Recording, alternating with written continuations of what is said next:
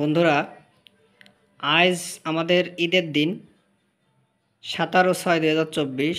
তারপরও সারাদিন রুগী দেখা লাগলো। আর এই রুগী দেখার যে একটা প্রবণতা বা রুগীর যে প্রেশার, এটার জন্য সবচেয়ে বেশি আমি আন্তরিকভাবে খুশি। সেটা আমার বাংলাদেশের গুরুজি ডাক্তার মেহেদি হাসান স্যার এবং কলকাতার গুরুজি ডাক্তার রবীন বর্মন স্যার আর আমার নিজের পিতা ডাক্তার নিখিল চন্দ্র শিকদার আমার বাবা। তার প্রতি আমি আমার এই কেসগুলো প্রতিদিনই আমি উৎসর্গ করে থাকি, কারণ তাদের কারণে আজকে আমি আপনাদের এই জনসমাজে এবং যারা জুনিয়ররা আছেন আমাকে দেশ এবং দেশের বাইরে থেকে ফলো করেন, তাদের আমি কেসগুলো দেখাতে পারি এবং এই সিঙ্গেল মেডিসিন দিয়েই রোগ আসলে হোমিওপ্যাথিতে সারে। তো ভাই, আপনার কি সমস্যার জন্য আপনি আমার এখানে আসছিলেন? চুল পড়ার সমস্যা ছিল, ড্যান্ড্রফ ছিল, আর গোপন সমস্যা ছিল।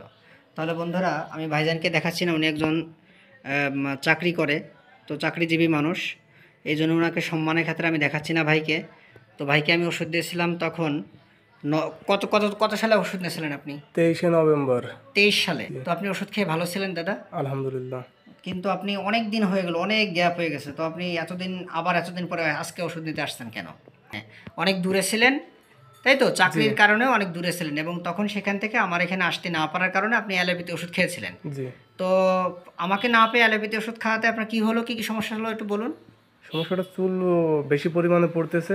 আমার কাছ থেকে ট্রিটমেন্ট নিয়ে উনি ভালো ছিলেন, কিন্তু ওনার দূরত্ব বেশি হওয়ার কারণে, ওনার চাকরি করার কারণে উনি আমার এখানে আসতে পারেনি।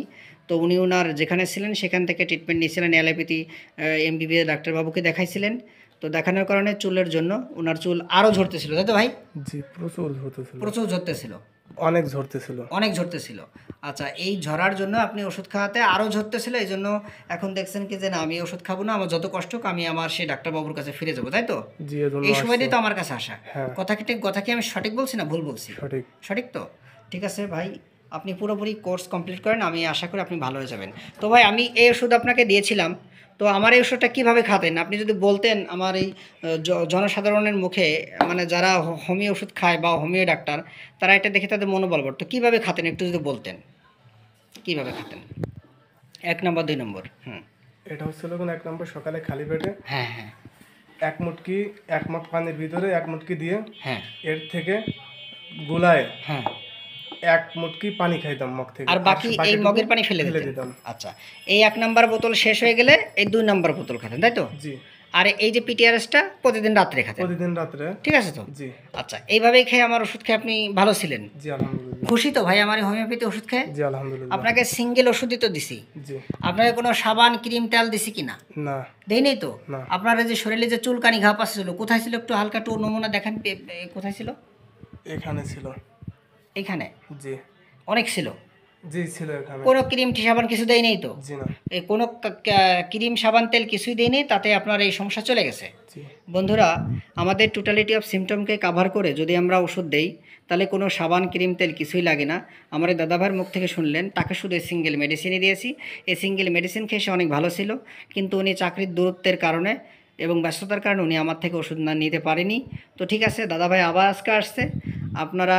আমি কয়েকটা কথা বলবো ওনাকে কেন দিলাম আপনারা জানেন। ওনাকে আমি দিয়েছিলাম ওয়ালক্স ফুড 0/1 0/2, এটা দিয়েছিলাম 28শে নভেম্বর 2023-এ।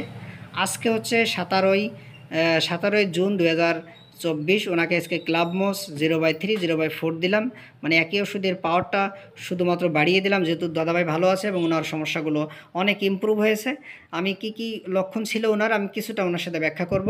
তো দাদাভাই, আপনার আগে পায়খানা প্রস্রাব একবারে ক্লিয়ার হতো না, এখন কি ক্লিয়ার একটু হয়? এখন একটু ক্লিয়ার হয়।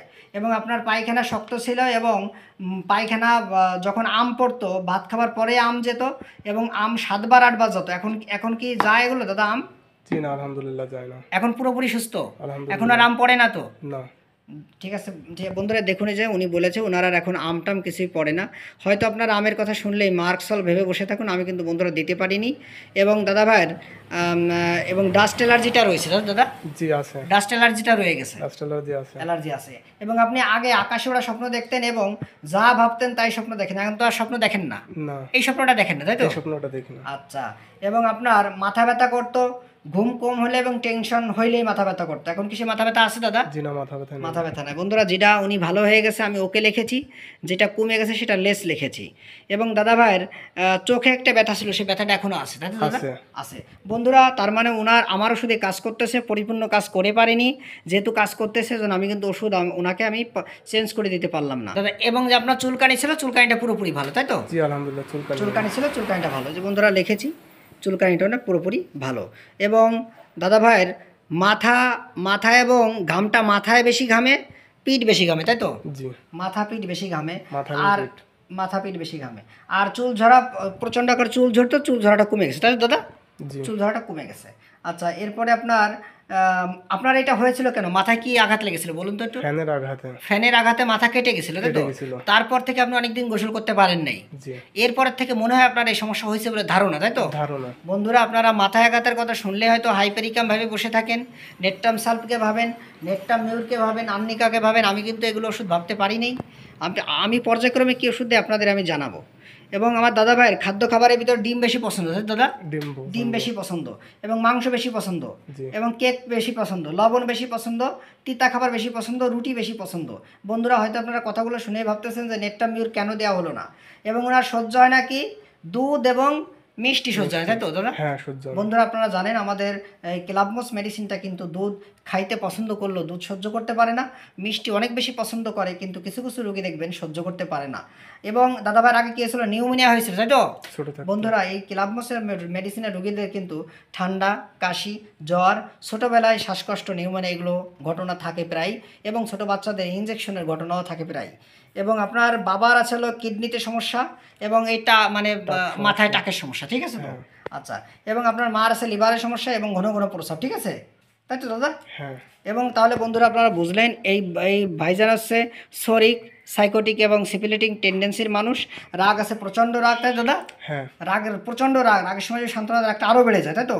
নিত্য নতুন জামা কাপড়ের প্রতি বিশাল ইচ্ছা, ঠিক আছে, নিত্য নতুন জামা কাপড়ের প্রতি বিশাল ইচ্ছা।